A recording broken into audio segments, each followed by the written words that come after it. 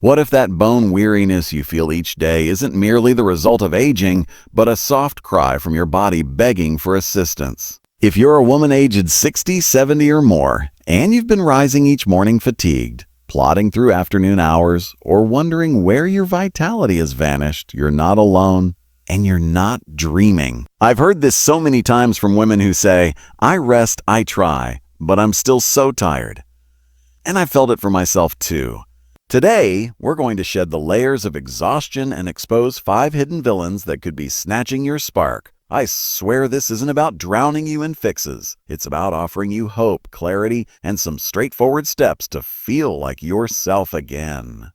If that's you, give this like button and subscribe some love. I'd be happy to share more of these tidbits with you as we walk together. Picture this. You waking up lighter than you have been in years, ready to love the life you've built. That's not a dream, it's a reality, and it starts with understanding what's really going on. We'll explore from a gland you might not even consider to the water you're not sipping to the quiet price of loneliness. These aren't hypotheses. These are actual concrete shifts that have roused women like you and me from the fog of exhaustion. So brew yourself a cup of tea, breathe in deeply, and let's begin. Your energy's waited long enough. Let's go locate it. Number 1, the thyroid enigma no one tests. Your thyroid could be the unsung hero or villain of your energy story, and more than likely, no one has said to you to take it out for a nearer look. That little butterfly-shaped gland in the front of your neck has the controls of operation when it comes to your metabolism, how your body makes energy from food.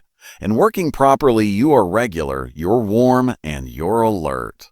But as we age, especially after 60, it can start to slow down into hypothyroidism, and before you know it, you're not only tired, you're exhausted. Your fingers are cold, your hair is thinning, your skin is dry, or you gain a few pounds without doing anything. Ring a bell. That's your thyroid waving a warning, but most often, it's ignored. Here's the kicker. Most doctors only check TSH, the thyroid-stimulating hormone, and call it a day. If it's in range, they say you're fine. But that's like checking the gas gauge and ignoring the engine light. Tss is just one piece. Free T3 and free T4 tell the fuller story of how active your thyroid really is. If those are low, even at a normal TSH, you could still be trudging along in the muck. I know a lady, Joan, who had years of a sluggish feeling and only had her T3 collapsing while her TSH looked fine.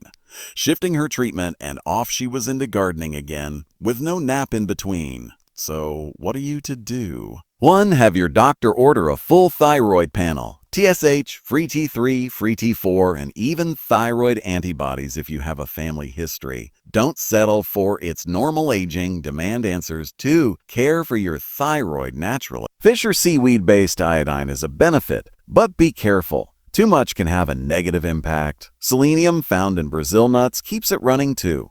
Daily consumption of a nut or 2 will do the trick. And stress, the stealth thief drains your thyroid, so take a few minutes to breathe or stretch. I started with a morning warm saltwater gargle. Not so unusual when you consider it, and with it adopted a thyroid-supportive breakfast such as eggs and spinach. Within weeks, my fog cleared a notch. Your thyroid's been too quiet. Wake it up, and it might just give your energy back to you. Number 2. The hydration trick you're overlooking. Water is perhaps the dullest tip you've ever received, but bear with me. It could be your missing secret weapon. As we age, our body's mechanisms for thirst vanish. By our 60s or 70s, we might not even notice we're thirsty until we're halfway to being exterminated. Dehydration isn't just a parched mouth. It drags your whole system down. Your brain gets foggy, your muscles tighten, your heart has to work harder, and in comes that slow, I can't do this feeling. I used to think my post-lunch slump was normal. Unbeknownst to me, I was barely drinking water, relying on tea or coffee instead. Big mistake. Those don't hydrate like plain H2O. Our bodies carry less water after 60, and if we don't replace it, everything slows down. Studies say even mild dehydration, losing as little as 1–2% of your body's water, can destroy your energy and focus. That's less than a cup of water lost for a 130-pound woman before you feel it.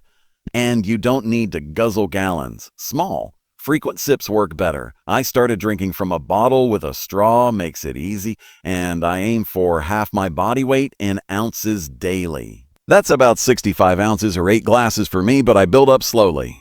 Do this. First thing in the morning, have a glass before coffee. It wakes up your cells. Put in a pinch of salt or a slice of lemon if plain water is boring to you. It's not fancy, it's consistency. Drink between meals, not with, so you don't dilute your stomach acid. That's the trick for digestion as we get older.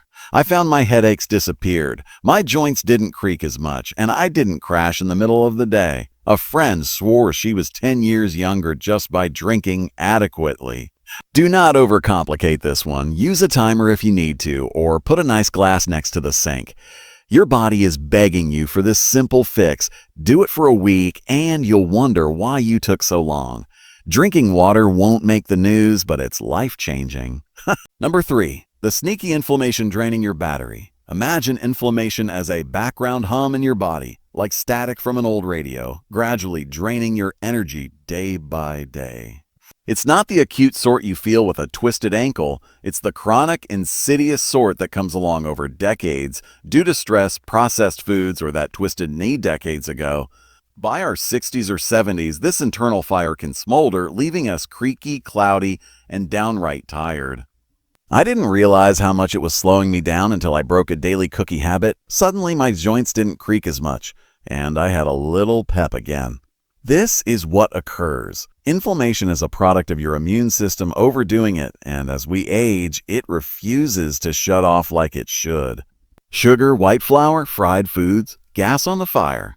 As your body is battling it, that battle costs energy. Energy you'd rather be spending having a good time. The symptoms? Maybe your hands are stiff, your mind's slow, or you're just off with no clue why. I interviewed a nutritionist who mentioned that older women tend to underestimate this relationship. We blame age, but actually, it is inflammation that's the culprit. So how do you scale it back? Start with food, swap one naughty one with a good one. Skip the white bread in favor of whole grain, or swap chips with a handful of walnuts. Salmon or flaxseed omega-3s calm things down. I get fish twice a week. Turmeric is also a winner. Put it on veggies with some pepper sprinkled on top to get it working. Sleeping is a thing. Inflammation spikes if you're not well rested. I inserted a 10-minute stretch at night, and my mornings were less grumpy. Even worrying about money or children, oxygenates the flame, so I write for 5 minutes to purge my brain. It is not overnight magic. It is small wins.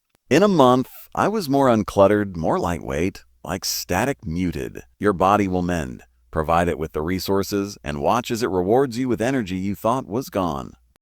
Number 4. The movement myth holding you back. I hear what you're saying, exercise. I'm too tired for that. Well, here's the surprise. Maybe not moving is the reason why you're so tired to start with. Past 60, our muscles begin to ebb away if not engaged regularly, and that loss not only makes us weaker, it drains our energy as well. You won't need a treadmill or dumbbells. This isn't about dripping with sweat. It's waking up your body so that it doesn't feel like a lump of lead anymore. I dislike the idea of exercise, but then I just walked to my mailbox and back 5 minutes. And it flipped a switch. Here's the bargain. Movement increases blood flow, oxygenates cells, and even perks up your mood with a shot of endorphins. Without it, your body stands still, like an engine that idles for too long. Research indicates even 10 minutes a day reduces fatigue in older adults. It's not a matter of intensity, it's about frequency. My friend Mary started out with chair stretches, moving her arms while watching TV, and within 2 weeks, she slept less. It's not punishment, it's fuel. The trick is to start with little things so you won't burn out. Have a try. Walk around your house once after breakfast. Time it to a favorite song. Or stand and sit 5 times from a chair, slowly, no rush. Stretch arms up while the kettle is boiling. It's sneaky exercise. I dance to an old Motown tune in my kitchen. 3 minutes, and I'm grinning. Build up gradually if you can. 20 minutes most days is worth its weight in gold, but even 5 beats nothing. Combine it with water. Muscles love hydration. I discovered my legs weren't as leaden, stairs weren't so awful, and I wasn't anticipating the day. Don't force it. Find what feels comfortable. Gardening is on the list, so is chasing a grandkid. You're not preparing for the Olympics. You're telling your body, we've still got life to live. Start today, even for 1 minute, and observe how it spirals into energy you didn't know you had. Number 5, the social spark you might be missing. When did you last get that spring in your step from a belly laugh with another? Loneliness touches your heart, but also it drains you. After age 60, life shifts, kids leave, wives and husbands die, neighbors relocate, and the silence settles down upon you quite hard. I felt it when my husband died. The home was quiet, and I felt depleted, not because I'd been doing so much, but because I'd felt alone. Studies back this up. Older adults who lack connection report more fatigue, not because they're weak, but because we're wired for people. That spark isn't a luxury, it's a need. Here's why it matters. Social interaction raises oxytocin and serotonin, hormones that fight stress and lift you up. Without them, cortisol comes in and sucks the energy out of you. It has nothing to do with crowds. Even a single conversation can rejuvenate you. I went to a knitting class, 6 women, coffee, yarn, and suddenly it was like turning on a light switch. My exhaustion did not go away, but it softened. I had something to look forward to. You might think, I'm too tired to socialize, but that's the trap. Connection gives energy back. It doesn't just take it. Then, so what will you do? Begin small. Call a friend for 5 minutes. No problem. Well, smile at and greet a neighbor and inquire about how she is. Tiny things do get bigger. Dip your toes in something small. A library host, a church potluck dinner, or even an online discussion group if leaving home is tricky. I've heard of somebody, Sue, who started texting with her sister daily groan-inducing memes to start, and that put her outside of the rut. Plan one thing a week. It's a lifeline. I have a monthly tea afternoon. Low stakes, high return. Even pets are allowed. My cat's purring thins the silence. If it's been too long, it might feel embarrassing, but look past that. People do want to connect too. You're not imposing. You're illuminating your day and theirs. That spark you get after, that's energy, plain and simple, and it's yours to claim.